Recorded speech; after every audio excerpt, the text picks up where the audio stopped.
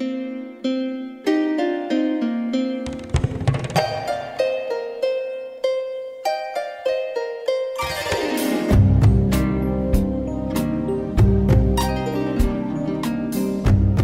again.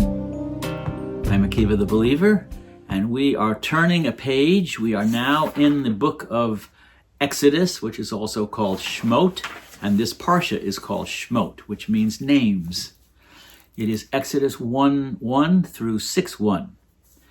And at the top, Rabbi Gold writes, the Israelite tribe grows while enslaved to Pharaoh in Egypt. Moses is born, is raised in Pharaoh's court, and eventually rebels and goes to live as a shepherd in Midian. He receives the call to prophecy, is given God's name, and returns to Egypt to free his people. The blessing. As we enter the book of Exodus, we live ever more consciously the story of our liberation. This story happens in the timeless present. It stirs the soul to its awakening. Only when we can know and experience the journey from slavery to redemption each day can we truly taste freedom and enjoy the milk and honey that is our inheritance. Our blessing, the possibility of liberation, is born at the time of greatest travail. Moses is born within us at a moment of despair, when we have been beaten down, constricted, forced into the narrowest possible definition of self. That seed of truth and vitality is hidden away and then placed in a teva, an ark. What distinguishes an ark from a boat is the absence of sail or rudder. It is a vehicle that is completely surrendered to fate, to God's will. As with Noah's Ark, the hope of a new world, a new kind of consciousness, is set afloat. The Baal Shem Tov reminds us that the word for ark, teva, also means word. The word filled with potential is set adrift on the river of life. This is how our journey towards consciousness begins. The inner seed of prophecy, filled with our true essence, is surrendered and entrusted into the hands of God via the primal waters. From there it is embraced by the journey, blessed with experience, education, nourishment, and inspiration, sent to distant lands, initiated into foreign wisdom, and shown the secrets of the wilderness. We are prepared for prophecy by the landscape of our lives until finally one day we stumble upon the same bush that we have passed 100 times. This time, our eyes open to perceive its fire.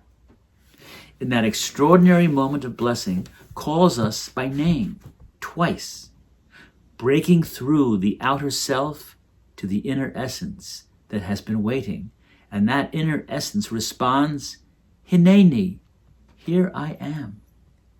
We are called into presence by the sudden knowledge that the ground upon which we stand is holy.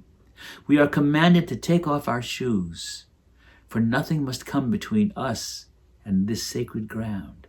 We are called into prophecy as receive the great name, which is ground of being. Ahia, Asher, Ahia. Standing on that ground, we are sent to do the work of liberation, freeing ourselves from societal expectations of what is deemed normal. The blessing of Shemot sends us to a work that to normal mind seems impossible. The spiritual challenge. For 400 years, the people of Israel suffered the oppression of Egypt.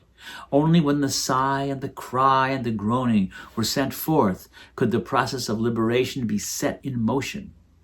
God waits for that cry, and that cry only happens when self-awareness is achieved and the spirit is set free to be heard, remembered, seen, and known. The spiritual challenge of Shemot is to cultivate the awareness of our own enslavement. Consciousness must precede the cry that awakens the God force of liberation. To be heard by God is to let the inward sigh become an outward cry.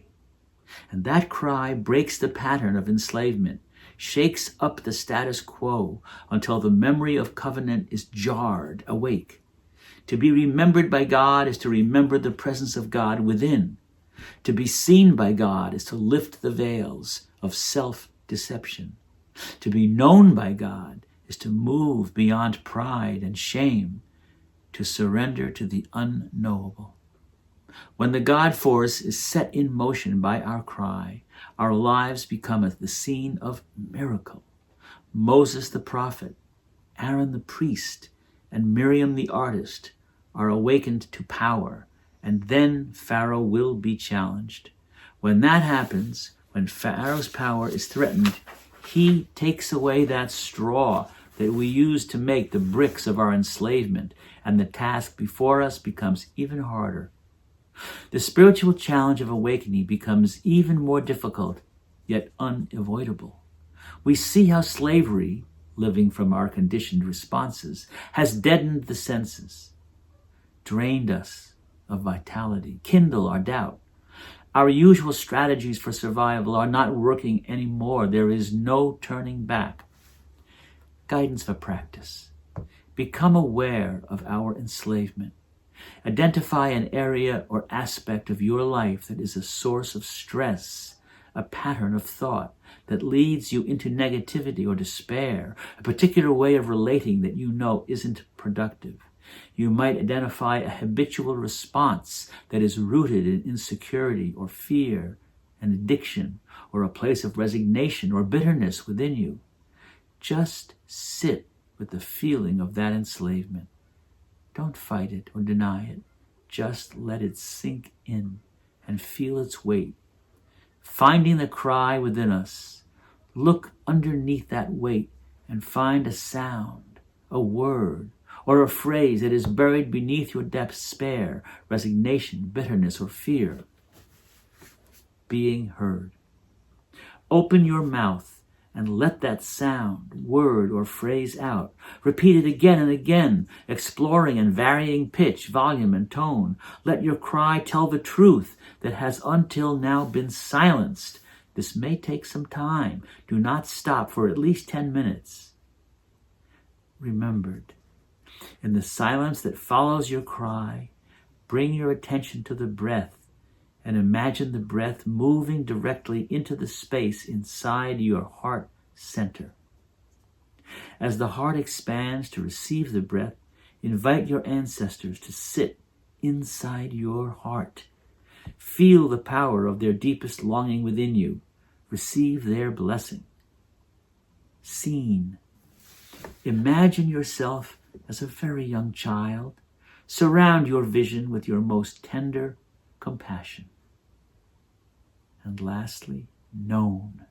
Imagine yourself very old at the moment before a peaceful death. Breathe out your entire life and breathe in the unknown. Thank you for listening. I again remind you to like, share, and subscribe to this YouTube channel. That will help us greatly.